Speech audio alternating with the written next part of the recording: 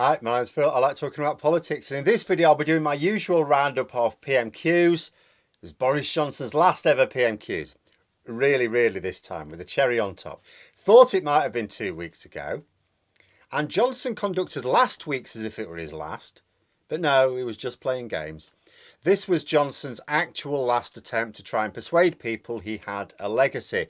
But first, if you'd like to be notified of daily news and politics, please subscribe to the channel and click the bell notification icon. So first thing to note is that Tory MPs absolutely jammed themselves into the debating chamber. Now, it's usual for an outgoing Prime Minister to get a standing ovation at the end, at least from their own side, sometimes from both. Even if the circumstances around the end of their period in office is less than desirable, even Theresa May got a rapturous send-off. So I was waiting to see what would happen with Johnson. I mean, I knew he would sort of get one. Is it going to be a big one or not? But as soon as I saw how full the chamber was, I thought, yeah, they're going to make sure he gets his big ovation. And indeed he did. You know, people have criticised the Speaker in the past for being, too accommodating for Boris Johnson. They've also criticised him today for being too full of praise for Johnson. Now, I have defended Hoyle in the past because it has seemed to me that people expected him to behave in a way which exceeds his authority. But there have been other times when the criticism has been justified. You know, it was never Hoyle's fault that Johnson debased our Parliament with his lies and behaviour. But on this occasion, and there have been other occasions, I do feel the criticism was partly justified. Although it is quite odd that they were saying, oh, it's just there to make sure he gets his peerage. It's like, Boris Johnson's not going to decide that. It won't have been that at all. But it is a tricky one. It is right that the Speaker marks the occasion. I wouldn't expect snide remarks or anything like that. But he could have been a bit more matter-of-fact, I thought. Boris Johnson has badly damaged the authority and the reputation of the House. Hoyle knows it as well as anyone. Simply thanking him for his service and wishing him well for the future, that would have been fine. That would have been okay. And more than Johnson deserved. But suggesting that Johnson provided leadership during the pandemic, especially with what we already know and what more people will know once the inquiry runs its course, seemed unwise at best. But like I say, it wouldn't have been appropriate for the Speaker to attack Johnson on his way out. So, no matter the circumstances, it's the civilised thing to do to wish people well as they're leaving and say nice things about them. I'll just leave it at that. I mean, Starmer attempted to do something similar. He didn't attempt any praise for anything Johnson had done, but he did wish him and his family the best for the future. And then Boris Johnson, being the graceless oaf that he is, described Starmer as a human bollard. And then later on as a plastic bollard. A plastic human bollard, is that a thing? And why? Because Starmer had the temerity to point out Johnson's failures. The Prime Minister has often seemed genuinely aggrieved when Starmer's called out his failures and lies. He's too used to being surrounded by people telling him how great he is. I've read no end of stories about Johnson, in his youth from Eton College or university, Oxford, where he'd just be surrounded by sycophants. He's like the classical bully, just surrounded by his sycophants, bigging him up. And he's gone through life like that. He doesn't know how to handle people holding a mirror up to him. But just as with last week, there was no point in Starmer attacking Johnson personally. He's gone. He went 2 weeks ago. The only reason we're still having to deal with him is because, just like a bad fart, Johnson lingers long after the deed is done. So Starmer decided to ask Johnson what he thought of his would-be successors. He first asked why they pulled out the Sky debate. Johnson tried to say, I'm not really paying much attention to this. And he sort of may not be, because I've noticed when there's been voting, there's always been one Tory MP that hasn't voted, which I'm guessing is Johnson. It could be true. It could be true he's not paying close attention. I imagine it's quite an assault on his ego to face up to the fact that Tory MPs might actually prefer Dizzy Lizzy to him. Starmer then asked about Sunak's claims of his rivals putting forward fantasy economics.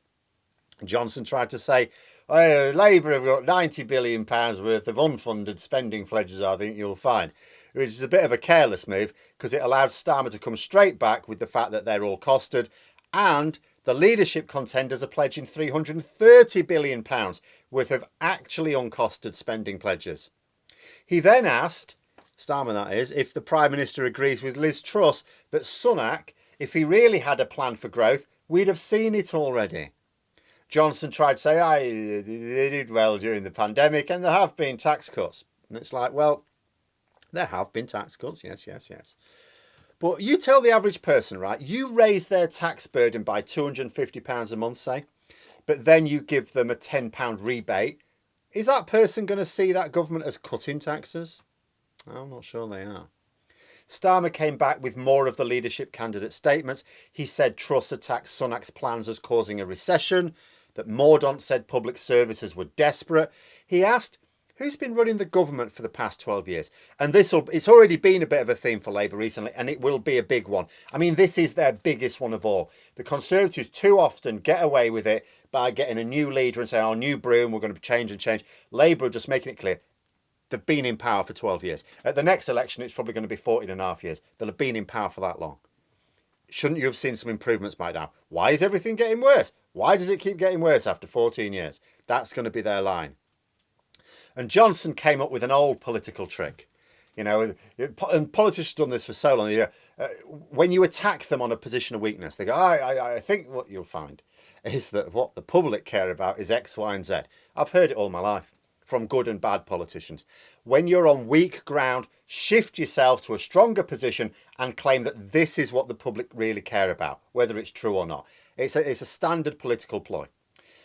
The problem is that Johnson said that what the public care about is like getting GP appointments, ambulance times and that. And it's like, well, okay, I can go along with the fact that people think that is a priority. The problem is that people can't get appointments with their GP. Ambulance trusts are in a critical state. It's not my words. They're literally in a critical state. This is not an area of strength that Johnson's moved to. All it actually did was expose how weak all of his positions are, that he cannot retreat to a stronger position. And if I was Starmer, that would have been my response. I'd have pointed out the political trick he's just employed and explained how he's employed it poorly. But what he was doing was a recreation of the recent Labour Party campaign video, which is done well. He had more comments from leadership rivals.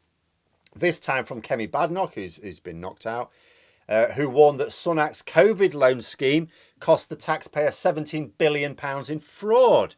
Starmer asked if she was telling the truth. Needless to say, Johnson didn't answer that question either. He did try to say that the government got PPE quickly, which wasn't quite related, but never mind. But that's also another lie. It took them a very long time. At the time when we were waiting for it, Labour, Starmer had only just become Labour leader at this point, was hammering them. Where's the PPE? And at the time, the government were trying to say, oh, we need to take our time to make sure we get the best value, you know, in the stuff we ask for. So it wasn't quick. They weren't claiming it was quick at the time. They were excusing the delays. And they didn't even get what we asked for. Because instead of approaching PPE suppliers and manufacturers, the government was funneling money to friends and donors in what we now know was called the VIP lane, so that they could buy it at massively inflated prices. Then Starmer's final statement across the dispatch box with Johnson was to point out that the government got us into this mess but have got no idea how to get out of it. He asked what message it sends when the candidates for Prime Minister can't say a single decent thing about either Johnson's or each other's records in government. And that was that. Ian Blackford of the SNP decided to focus on Johnson's legacy of failure. Obviously, he's only allowed so much time, so he did have to condense it somewhat into the lowlights. Brexit slashing £31 billion from the economy, worst growth forecast outside of Russia, inflation at a decades-long high, partying through the pandemic, illegally proroguing Parliament. And then he reminded him that he's still under investigation for his lies. But Blackford, like Starmer, give him his due, he still attempted to be gracious. He thanked Boris Johnson for increasing support for Scottish independence. That was nice of him. Johnson considered these statements of fact to be personal abuse. He didn't take them very well at all. And that's the delusion there, which Starmer referenced these delusions as well, probably making it genuinely impossible for Johnson to really see what he's done. This is why I think Johnson's successor is going to be just as dishonest as he is, but I think they will fail to lie as convincingly. Like Johnson's brain is quite remarkable. Psychologists will understand it, of course, I'm not a psychologist, but it seems so malleable that it actually turned his fantasies and doublethink into a coherent reality in his own mind. It all made sense. No matter who follows him, Their brains will rebel when they try to lie as Johnson did. I will also say Nadine Dorries looked an absolute picture during the proceedings, alternating between looking absolutely distraught and full of admiration for a toy boy. But after that, it was a case of opposition MPs asking Johnson if he was ashamed of what he's done, and some Tory MPs trying to thank him and big up his legacy, as you might expect. Interestingly, although Johnson did get his standing ovation, his MPs didn't seem particularly supportive during the actual questions. There were some attempts at jeers from the usual donkeys, but I'm guessing most were just pleased the nightmare was coming to an end. Not that it's much of a guess. Like, he's going, remember, not because he wants to go. He hasn't said, oh, it's time for me to go now. It's because a clear majority gave him the impression they wanted him gone urgently. For all their applause and the fact they all backed him in a confidence vote earlier this week, which, by the way, is going to be used by Labour and other opposition parties in the future, it must be remembered that a great many of his ministers resigned from his government. His ministers, these were his strongest supporters. Most of the backbenchers had wanted him gone before then. But it's not actually over yet. He's still Prime Minister. He'll still be Prime Minister for about 7 more weeks. He's going to completely take the piss. He's already been partying instead of attending emergency meetings about the heat wave, which killed people, destroyed homes. He will be using the next few weeks to throw a bender to end all benders. It'll be like the last days of Sodom and Gomorrah at Chequers this summer. But then it will be over. His replacement may be worse, or at least their government may be worse. But it was a necessary step. We'll be able to prepare properly for the next election and finally oust these parasites after too many years. Because do you know what? And Tories are going to have to face up to this. They didn't have anyone to replace him. Boris Johnson remained in place for as long as he did, beyond all political reason. Not because he was a great escapologist, but because they had no one to replace him with. No one they believed could win the election. That is still the situation now. And this won't be the last time I talk about Johnson. But as this is a sort of chapter close, I think that the best way to describe his time in office probably came from the final episode of Blackadder Goes Forth. It started badly, it tailed off a little in the middle, and the less said about the end, the better. But those are my thoughts. Let me know yours in the comments below. Hope you found the video interesting. If you did, please click the like button. And if you'd like to support the channel further, the join button for memberships. And until next time, I'll see you later.